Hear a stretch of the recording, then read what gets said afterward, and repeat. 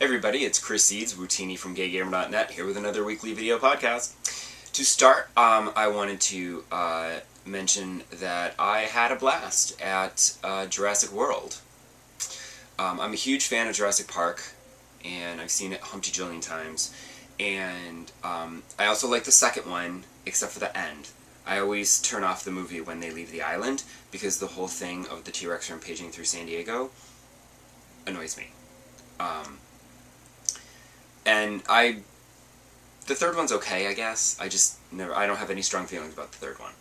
But, I saw Jurassic World, and I was very nervous because I thought that the trained raptors were going to be a little stupid, and I wasn't going to, that was going too far. But the way they did it was actually pretty good, so I'm okay with that. And in fact, that wasn't the stupidest thing in the movie. Well, there's a few stupid things in this movie. But there's one breed of hybrid dinosaur that they created that just looks stupid, and I don't know why that ever got past the concept stage.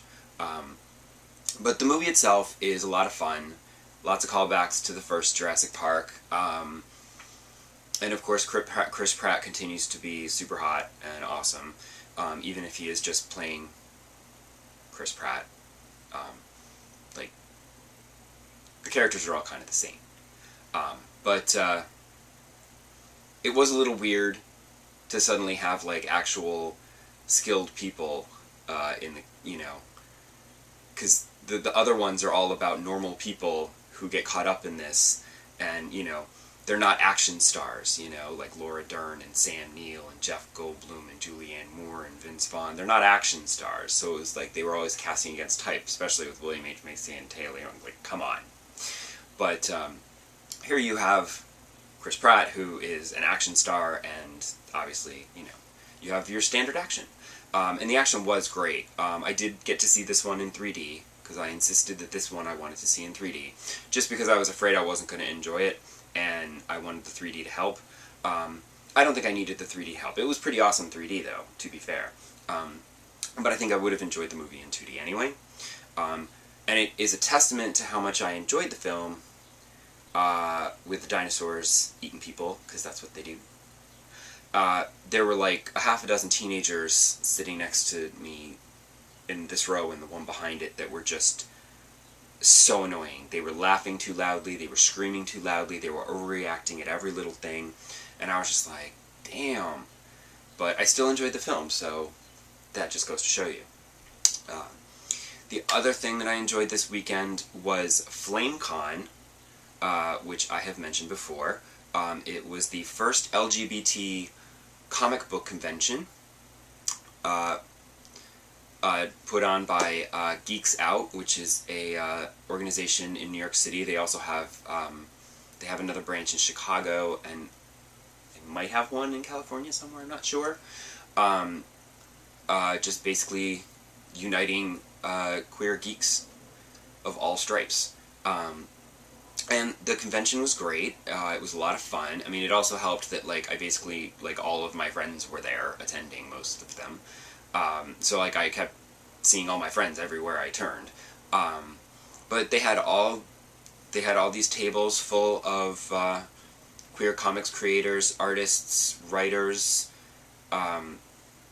There was merchandise booths. There were panels, which I actually didn't attend any panels because I just never got around to it. I was too busy running around having fun. There was a costume contest, lots of great cosplay, and there was an upstairs room that was full of games, a little mini Gamer X, for those of us who can't get all the way out to San Francisco.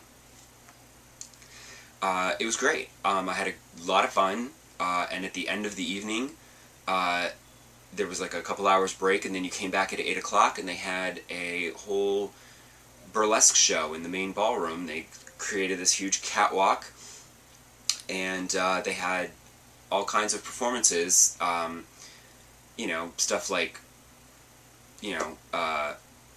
where else are you going to see a drag queen in Attack on Titan drag dancing to Janelle Monáe's Cold War. I mean, nowhere.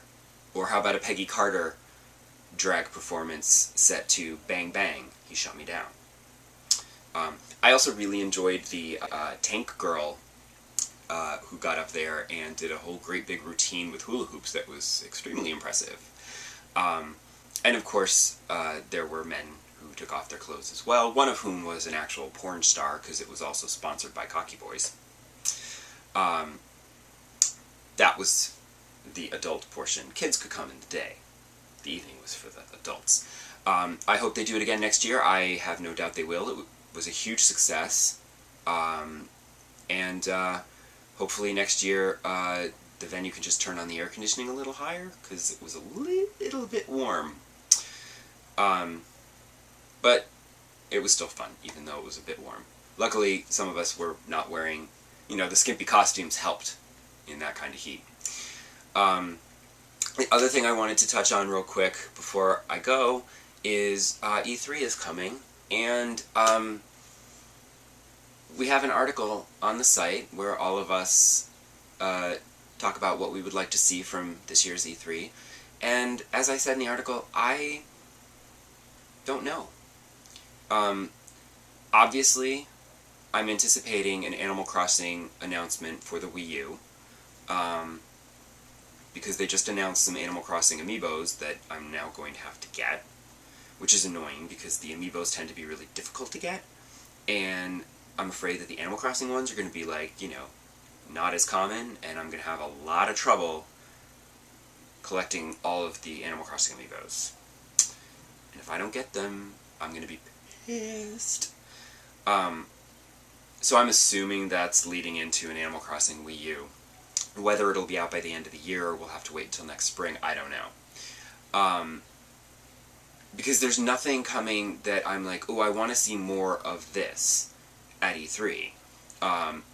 Basically, I'm assuming that there's just going to be those surprise game announcements that make me go, ooh, I didn't know that was coming, and they just completely catch you by surprise, and then you get all excited about that game.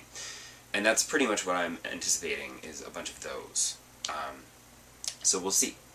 And I will be here next week, and I will talk about all of the E3 announcements that caught my attention. And you can use the comments either on gaygamer.net or on YouTube to let me know what you're excited to see from E3 this year, especially if it's something that I should be excited about, and I don't know why I'm not. Maybe I don't know about it.